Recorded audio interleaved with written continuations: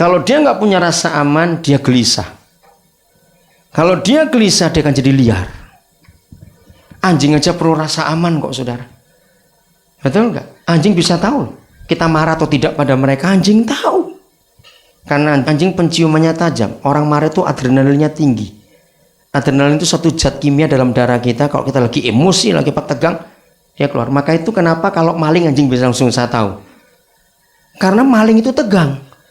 Adrenalinnya tinggi, ini orang jahat. Kalau orang baik masuk rumah orang nggak pakai jelungak-jelunguk terus takut, enggak, hanya maling yang begitu. Jadi luar biasa penciuman anjing tentang adrenalin kita itu. Nah, anak-anak itu perlu rasa aman. Maka itu nampak dari kecil kalau anak-anak itu dekat dengan papa atau tidak. Dekat terus atau lebih dekat dengan mamanya akan ketahuan. Maka itu bapak-bapak jangan jahat pada anak-anak. Kita boleh tegas untuk mendisiplin, tapi jahat itu jangan. Supaya anak tetap dekat. Yang kedua, ayah itu memberi tempat. Ini yang saya kagum kepada Bapa di surga. Seorang ayah itu memberikan tempat, menyediakan tempat untuk anaknya bisa berbuat salah. Bukan boleh. Bisa dengan boleh itu beda. Seorang ayah itu akan memberi tempat untuk anaknya bisa berbuat salah. Saudara masih ingat dengan Papa di surga? Berapa kali kita salah kepada dia? Banyak atau sedikit? Banyak.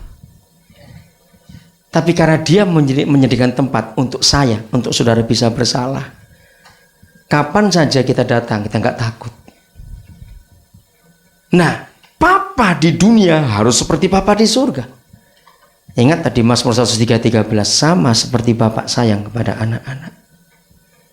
Sediakan tempat untuk anak itu bisa bersalah. Saya beri contoh. Mungkin nggak sebuah keluarga ketika anaknya baru belajar jalan, itu lucu-lucunya anak itu, rumah besar ramai sekali. Tiba-tiba dia jatuh, lalu jatuhkan sebuah porselen yang mahal harganya mungkin miliar sudah. Pecah. Ada nggak bapak bilang, ikat dia, jangan suruh boleh jalan mulai hari ini, rusak semua barang di rumah ini. Ayo, ada tidak? Orang gila pun tidak begitu. Walaupun sudah salah, memang rugi. Tapi namanya ayah, namanya ibu, tetap beri kesempatan untuk anak belajar jalan lagi. Dan ada tempat untuk dia bisa jatuh lagi. Yesus Tuhan mendidik murid-murid juga begitu. Saudara lihat salah mereka 12 semua ada salahnya. 12 mereka semua punya daftar salah di hadapan Tuhan Yesus. Betul? Tapi lihat cara mereka mendisiplin. Cara Yesus mendisiplin mereka. Ajaib. Begini caranya. Setiap anak yang berbuat salah, pasti dia punya alasan kenapa buat itu. Nah, sebelum kita menghukum, coba cari alasannya dulu. Papa ingin tahu, kenapa kamu buat ini? Nah, kalau anak sudah ada langkah pertama tadi punya rasa aman, jadi salah pun nggak takut, anak itu cerita. Habis dari teman saya begini.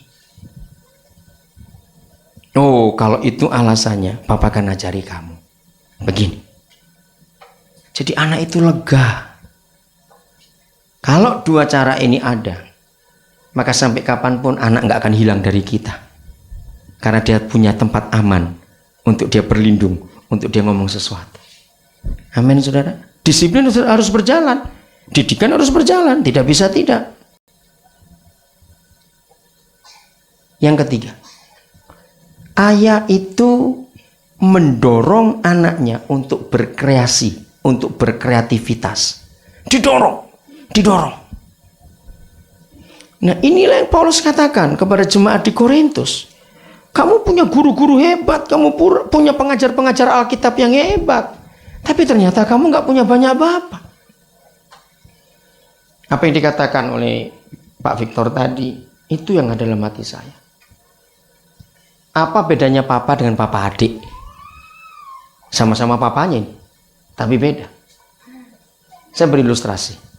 Mungkin nggak kalau ada seorang dokter terkenal, hebat dokter ini, luar biasa penanganannya pada pasien. Suatu hari anaknya yang mau lulus SMU, dia datang kepada dia, bapaknya. Pak, kalau saya lulus SMU, saya mau sekolah dokter. Dan saya ingin jadi dokter kayak papa, kalau perlu lebih hebat. Paket bapaknya. Lalu malam mau tidur, dia bicara pada istrinya. Kamu tahu nggak, anak kita mau nyaingi aku. Ini papa atau papa adik kira-kira? Papa adik pasti. Mengerti ilustrasi ini saudara?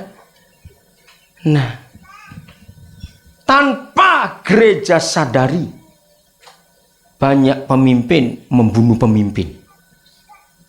Dengan cara apa?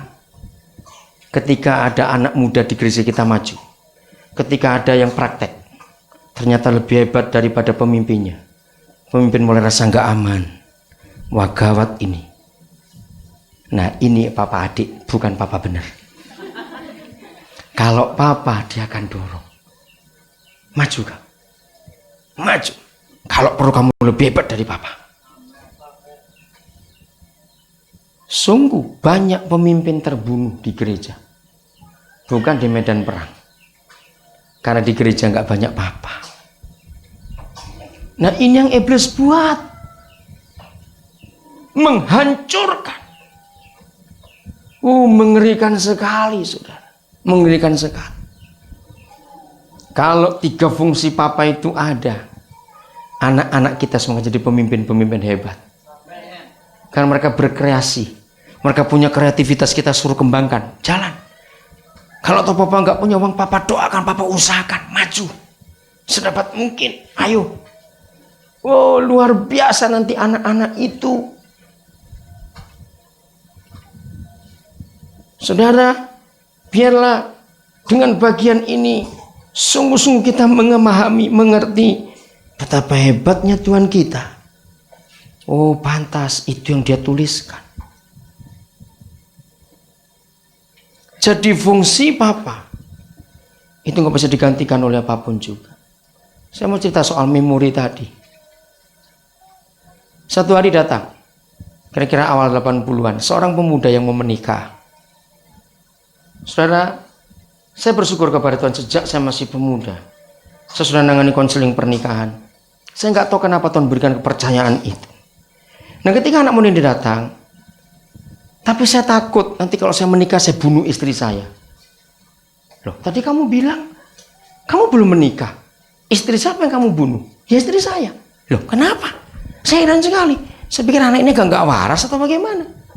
Bahkan pacar pun belum punya. Lebih konyol lagi kamu ini, saya bilang. Tapi saya tahu ada sesuatu yang tersembunyi dalam hidupnya. Coba kamu cerita jujur pada saya. Ada apa? Nah, terbukalah. Waktu saya masih kecil, saya melihat suatu kejadian.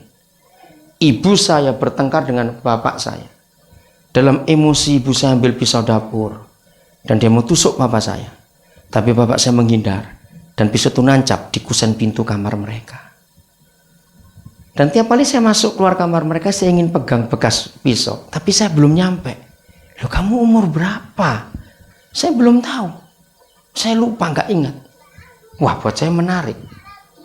Soalnya karena saya suka meneliti sesuatu, saya cari ayatnya juga. Boleh nggak saya ketemu orang tua? Waduh jangan, mereka nggak tahu kalau saya tahu masalah ini. Tapi kamu nggak bisa menikah kalau terus seperti ini. Kamu akan jadi pembunuh betul nanti. Saya bujuk, saya terangkan. Akhirnya dia izinkan saya ketemu ibunya. Saya datang ke rumahnya. Saya minta maaf pada ibunya. Saya ceritakan, saya ini pendeta, saya begini-begini. Ketika sampai pada kasus itu, mukanya berubah. Malu campur apa? Ibu, saya tahu perasaan ibu. Tapi ini penting untuk anak ini. Karena kebetulan mereka belum pindah rumah sejak anak itu kecil. Lalu saya minta, ini cara Alkitab menyembuhkan seseorang. Kembalikan ke kejadian semula itu. Saudara masih ingat waktu Abraham salah di Negeb, lari ke Mesir, dia balik ke Negeb lagi. Petrus gagal dipanggil di Galilea, dan gagal di Galilea dipanggil di Galilea lagi. Wahyu 2 ayat yang kelima dan 6 ada pesan kepada gereja Efesus, mulailah dari tempat di mana kamu jatuh. Ternyata dalam ilmu jiwa menyembuhkan trauma itu kembalikan ke tempat kejadian. Orang itu sembuh. Hebat sekali Alkitab ini. Kalau begitu, saya kagum.